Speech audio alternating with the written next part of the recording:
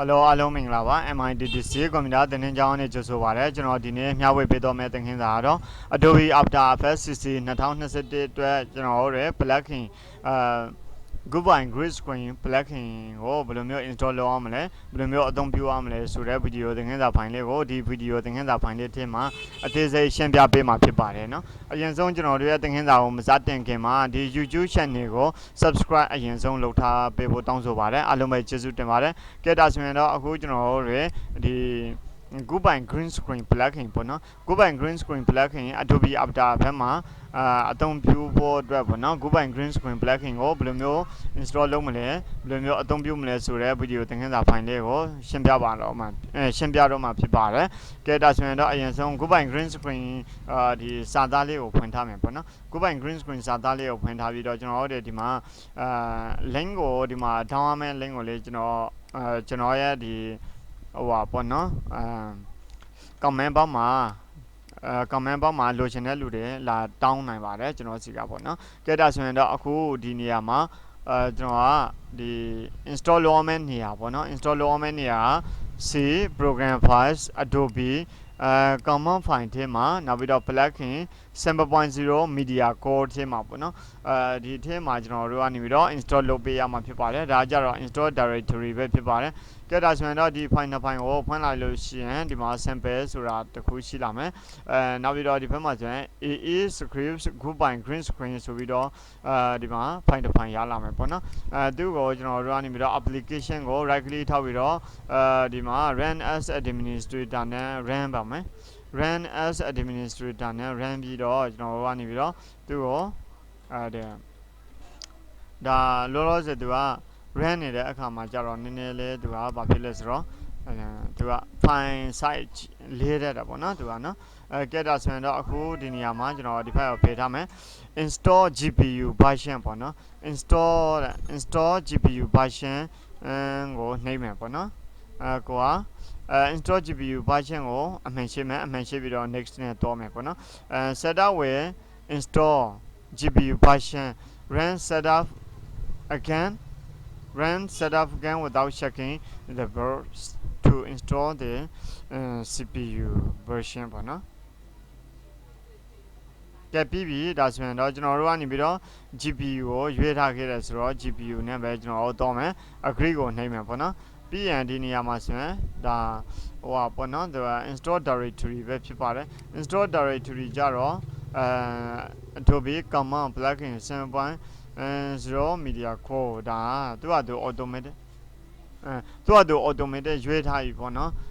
program files Adobe command plugins 7.0 media core Goodbye Green Screen ပေါ့နော်အဲ့လိုမျိုးဒါကကြတော့သူကသူ automatic ရွေးပြီးသားဖြစ်ပါတယ် browse ကိုတော့ပြီးတော့လည်းမိမိတို့စိတ်ကြရွေးလို့ရပါတယ်နော်ဒီလိုမျိုးလေးရွေးလို့ရတယ်ကျွန်တော်တို့ဒီဘက်ကိုလာကြည့်မယ်ဒီမှာဆိုရင်program files Adobe command ရပြီနော်ဒီအနေထားလေးရပြီဆိုရင်ကျွန်တော်တို့ကနေပြီးတော့ next ကိုနှိပ်ပါမယ်ဒီ folder to install plugin dependencies to ပေါ့နော်setup will install Goodbye Green Screen following to install a different folder click browse ပေါ့နော်choose install location ပေါ့နော်အဲ့လိုဆိုရင်ဒါကို install လုပ်မယ်ကဲဒါဆိုရင်ဒီကောင်ကိုဒီလိုမျိုးပေါ်လာလို့ရှိရင် agree ကိုနှိပ်မယ် agree ကိုနှိပ်ပြီးတော့ install လုပ်မယ်နော် Microsoft Visual C++ 2019 close နဲ့ပိတ်မယ်ပေါ့နော်ဒါမျိုးလေးတွေဆိုရင်ကျွန်တော်တို့ကနေပြီးတော့စောင့်ပေးရတာပေါ့နော်သူဒီကောင် install လုပ်ပြီးတဲ့အထိကိုကျွန်တော်တို့ကစောင့်ပေးရမှာဖြစ်ပါတယ်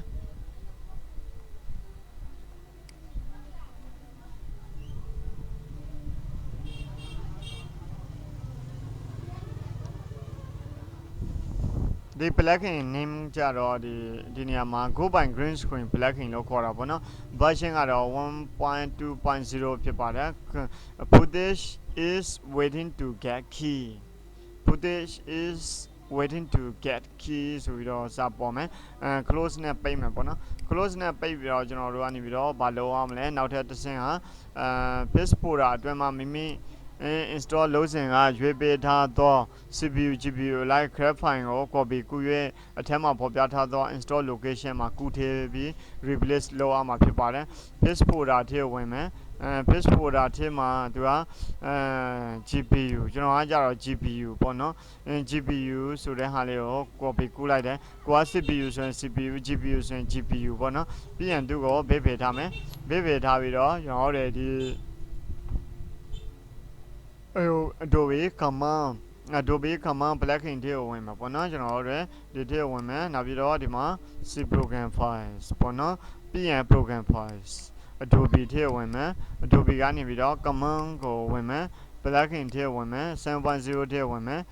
media core ထဲကိုဝင်မယ်ပြီးရင်ဒီနေရာမှာ regulator page ပေါ့နော် regulator page ဒီနေရာမှာဆိုရင် continue ကိုထည့်နှိပ်ပါမယ်ကဲဒါဆိုရင်တော့အခုဒါလေးကိုပိတ်လို့ရပြီဖြစ်ပါတယ်ကဲဒါဆိုရင်တော့အခု AE software ဖွင့်မယ် AE software ကိုဖွင့်ရမှာပေါ့နော် AE software ကိုဖွင့်လိုက်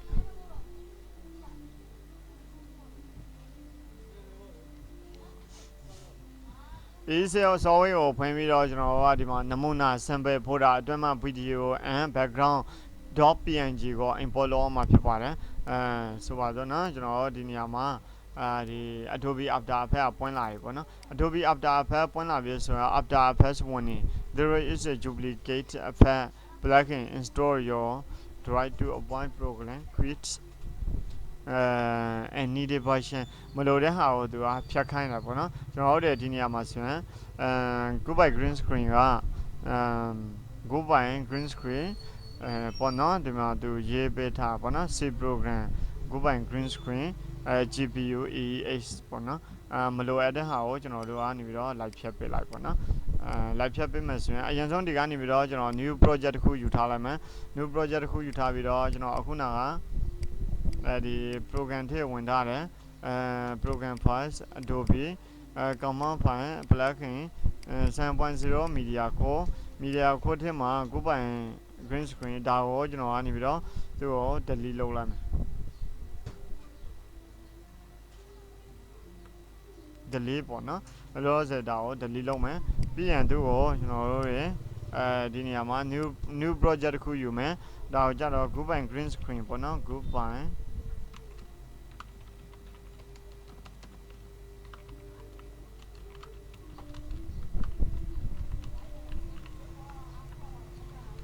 green screen ပြီးရင် second ကိုကြတော့10 second 40 second လောက်ထားမယ်ပေါ့နော်ပြီးရင် okay ပေးပါမယ်ဒါဆိုရင်တော့ဒီနေရာမှာကျွန်တော်တို့ကနေပြီးတော့ဒီလိုမျိုး download ဗီဒီယိုတစ်ခုရလာမယ်အဲ့ဒါကိုအလျားလိုက်လုပ်ချင်တယ်ဆိုရင်ကျွန်တော်တို့ composition setting မှာဒါကိုပြောင်းပြန်ထည့်ပေးရမှာပေါ့နော်1920ပေါ့နော်1920 80 okay နေပါမယ် okay နေပြီးတော့ဒီလိုမျိုးရလာပြီဆိုရင်ကျွန်တော်တို့ကနေပြီးတော့သူ့ကိုဒ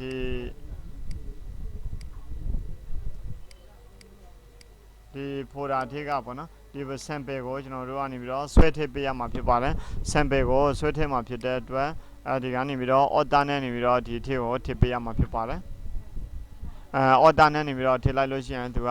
copy အနေနဲ့ဝင်လာမှာဖြစ်ပါတယ်ဒီ file ကိုကျွန်တော်တို့ကနေပြီးတော့အောက်ကိုဆွဲထည့်ရမှာဖြစ်ပါတယ်အောက်ကိုဆွဲထည့်ပြီးတော့ .png ကိုအောက်ကိုရှာမယ်ပေါ့နော်.png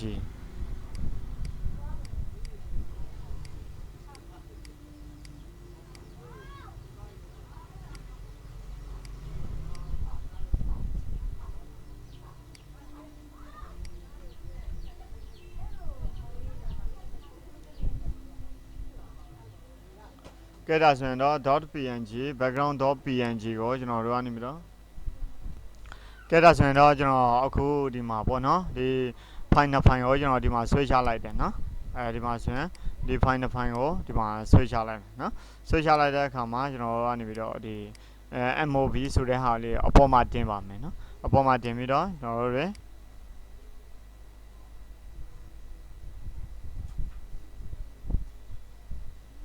ကဲဒါဆိုရင်တော့အခုဒီနေထားလေးရလာပြီဒီနေထားလေးရလာပြီဆိုရင်သူ့မှာစာပါလာတဲ့ဟာကိုဖတ်ကြည့်ပါမယ်ဖတ်ကြည့်တဲ့အခါမှာဆိုရင်အခုဒီမှာဆိုရင်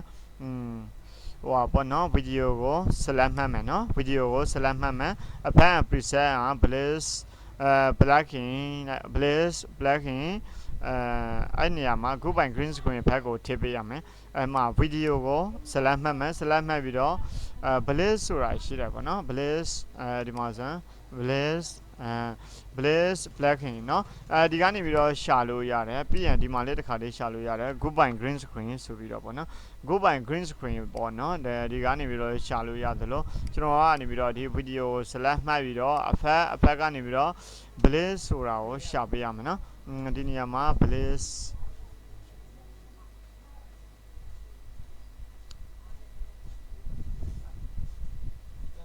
ဒီနေရာမှာရှာမယ် bliss ပေါ့နော်ဟောဒီမှာ bliss plugin ပေါ့နော်အဲ့နေရာမှာ group by green screen ကိုရွေးမှာပေါ့နော် group by green screen ကိုရွေးလိုက်တဲ့အခါမှာ after effect quantify main entering point ပေါ့နော်ဒီဟာကိုမတွေ့ဘူးပေါ့နော်မတွေ့ဘူးဆိုရင်ကျွန်တော်တို့ကနေပြီးတော့သူကိုဘာလို့ပေးရမလဲဆိုတော့ခုနက effect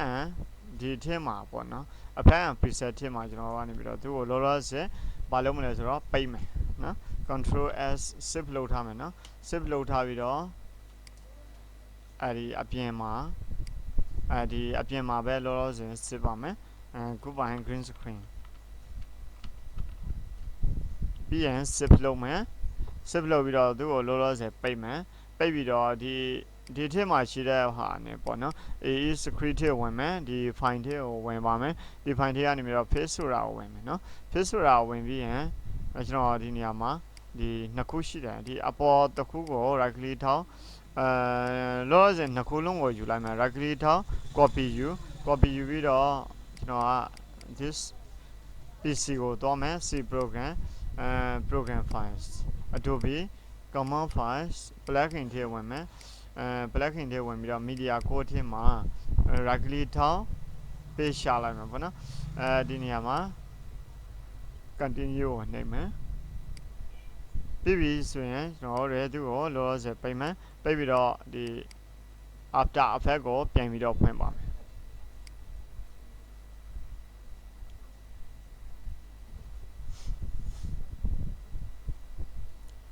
ဒါကျွန်တော်တို့ကနေပြီးတော့ဒီနေ့မှာဒီ Adobe After Effects ဖွင့်နေတဲ့အချိန်မှာပေါ့နော်နည်းနည်းလေးသူကိုစောင့်ပေးရမှာဖြစ်ပါတယ်ကဲဒါဆိုရင်ဒီလိုမျိုးအနေထားလေးရလာပြီ Group by Green Screen နဲ့ To Duplicate Effect To Duplicate Effect ကဒီနေရာမှာနှစ်ခုတွေ့ရတယ်သူကဒီနေရာမှာ Duplicate EEH တစ်ခုရယ်ပေါ့နော်နောက်ထပ်တစ်ခုကကြတော့ GPU EEH ပေါ့နော်ဒီနှစ်ခုလုံးကိုကျွန်တော်တို့တွေ့ရတယ်ပေါ့နော် To avoid problems quick after effects and move or delete the older or unneeded version ပေါ့နော်မလိုတဲ့ဟာတွေကိုကျွန်တော်တို့ဖြတ်ပလိုက်ရမှာပေါ့နော်ကဲအဲ့လိုဆိုရင်ကျွန်တော်ကလောဆယ်ပြန်ပိတ်သူ့ကိုလည်းဒီတစ်ခါပြန်ပိတ်မှပြန်ပိတ်ပြီးတော့ဒီကွန်ပျူတာထဲကိုဝင်မယ်နော်ကွန်ပျူတာထဲကိုဝင်ပြီးတော့ဒီထဲကိုပဲဝင်မယ် program file ထဲကိုဝင်မယ်ဝင်ပြီးတော့ Adobe ထဲကိုဝင်မယ် command file ထဲကိုဝင်မယ်ပြီးရင် plugin ထဲကိုဝင်မယ်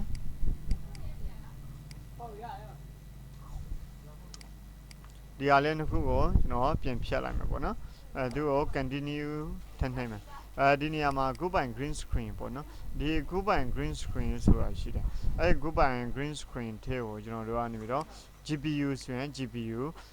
CPU သုံးထားတယ်ဆိုရင် CPU ကိုထည့်ပေးရမှာပေါ့နော်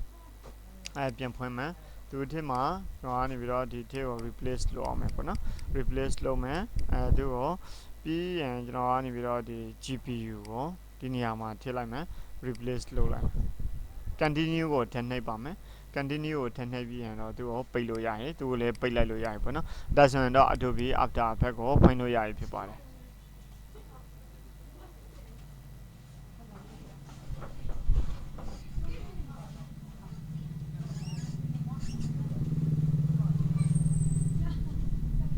ကဲဒါဆိုရင်တော့အခုကျွန်တော်ကနေပြီးတော့ဒီနေရာမှာ Group by Green Screen ကို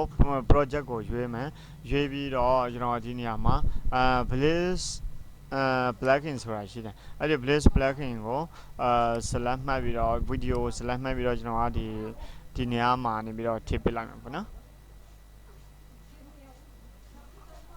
ကဲဒီလိုမျိုးကျွန်တော်တို့ထည့်ပေးလိုက်ပြီဆိုတော့အဲ့နေရာမှာregister ဆိုတာရှိပါတယ်ဒီ register ကိုတစ်ချက်နှိပ်ပါမယ် register ကိုနှိပ်ပြီးတော့အဲ့နေရာမှာ license ပေါ့နော် license right click paste to paste the license ကို ပေါ့နော်အဲ့နေရာမှာကျွန်တော်တို့ကနေပြီးတော့ဗာထည့်မလဲဆိုတော့အခုနကဒီထဲက readme file ထဲမှာပါလာတယ်ဒီ number ပေါ့နော်ဒီ number ကို number ကို right click ထောက်ပါတယ် right click ထောက်ပြီးတော့ copy ယူမယ်ပေါ့နော်copy ယူပြီးတော့ကျွန်တော်ကနေပြီးတော့အဲ့နေရာမှာ copy ယူပြီးတော့right click ထောက်မယ် paste ရှာပါမယ် right click ထောက် paste ရှာပြီးရင်တော့ဒီနေရာမှာ activate လုပ်လိုက်ပါမယ်နော် registration successful for 9 user ဆိုတာရှိတာပေါ့နော်registration successful 9 userအဲ့ဒါလေးကိုဘာလုပ်မလဲဆိုတော့ဟိုလုပ်လိုက်ပေါ့နော် okay ပေးလိုက်လို့ရှိရင်ဒါကသုံးလို့ရဖြစ်ပါတယ်ပြီးရင်တော့အဲ့နေရာမှာကျွန်တော်တို့ကနေပြီးတော့ဒီမှာစာကိုဖတ်ပြန်ပြီးတော့ဒီမှာပေါ့နော်သူရဲ့ note ထဲကဟာလေးကိုဖတ်ပြီးတော့ကျွန်တော်ကနေပြီးတော့အလုပ်လုပ်အောင်မှာဖြစ်ပါတယ်background layer ဒီမှာဆိုရင် background layer မှာ none ကိုကလေးမယ်မိမိထည့်ထားလို့တော့မူလဗီဒီယို background.png ကိုရွေးပေးရမှာပေါ့နော်ဒီနေရာမှာဆိုရင်ကျွန်တော်တို့အသုံးပြုထားတဲ့ဒီမှာ bg.png ပေါ့နော် .png ကိုရွေးမယ်ပေါ့နော် .png ကိုရွေးမယ်ရွေးပြီးတော့ကျွန်တော်တို့ကဘာလုပ်မလဲဆိုတော့အဲ့နေရာမှာသူကဒီမှာတခါတည်း background layer ကိုရွေးထားမှာနော်သူကတူမရမှာဖြစ်တဲ့အတွက်ပေါ့နော်အဲ့လိုဆိုရင်video a background png ကိုရွေးပေးမယ်ဆက်အနည်းလိုက်မြင်ကြတယ်ပါတယ် background layer.png ကိုမျက်စိမှိတ်ထားပေးပါ background ပျောက်သွားပြီဖြစ်ပါတယ်မိမိနှစ်သက်ရာ background photo video အစားထိုးအသုံးပြုနိုင်ပြီဖြစ်ပါတယ်ကဲဒါဆိုရင်တော့အခုကျွန်တော်တို့ကနေပြီးတော့ဒီမှာ background png ကိုမျက်လုံးလေးမှိတ်လိုက်မယ်နော်မျက်လုံးလေးမှိတ်လိုက်ပြီဆိုတော့ကျွန်တော်တို့နောက်ထပ်မိမိတို့အသုံးပြုလို့တဲ့ video background လေးတွေကိုရှာပြီးတော့ထည့်လို့ရပြီဖြစ်ပါတယ်ဒီနေရာမှာဆိုရင်ကျွန်တော်ကနေပြီးတော့တခုခုပေါ့နော်background တခုခုထည့်မယ်ပေါ့နော် background တခုခုထည့်မယ်ဆိုတော့ကျွန်တော်စီမှာရှိတဲ့ background ကိုတော့ယူမယ်ဒီထဲကိုဝင်မယ်ပြီးရင် Adobe After Effects ပေါ့နော် Adobe After Effects ပြီးရင်တော့ကျွန်တော်တို့ကနေပြီးတော့အဲ့နေရာမှာမိမိထည့်လို့တဲ့ background ပေါ့နော်အဲ့ background ကိုရွေးမယ်မိမိထည့်လို့တဲ့ background ကိုရွေးမယ်ရွေးပြီးတော့ဒါဆိုရင်ဒီနေရာလေးမှာဒီ exercise file ထဲမှာလေးရှိပါတယ် exercise file ထဲမှာလေးရှိတယ်နောက်ပြီးတော့ဒီထဲမှာဒီထဲကိုဝင်ကြည့်လိုက်နော်ဒီထဲကိုဝင်ကြည့်ရင်လည်းရတယ်လို့တခြားပေါ့နော်ဒီကိုမှရှိတဲ့ background မိဒီ background မစိုးထည့်ပြီးတော့ထည့်ပြီးတော့အသုံးပြုလို့ရပါတယ်ဥပမာဒီ background လေးဆိုရင်လည်းဒီ background လေးထည့်မယ်ထည့်ပြီးတော့ data ဆိုရင် Adobe ဟိုထည့်မှာထည့်ရမှာပေါ့နော် copy ယူလိုက်မယ် copy ယူပြီးတော့အခုနက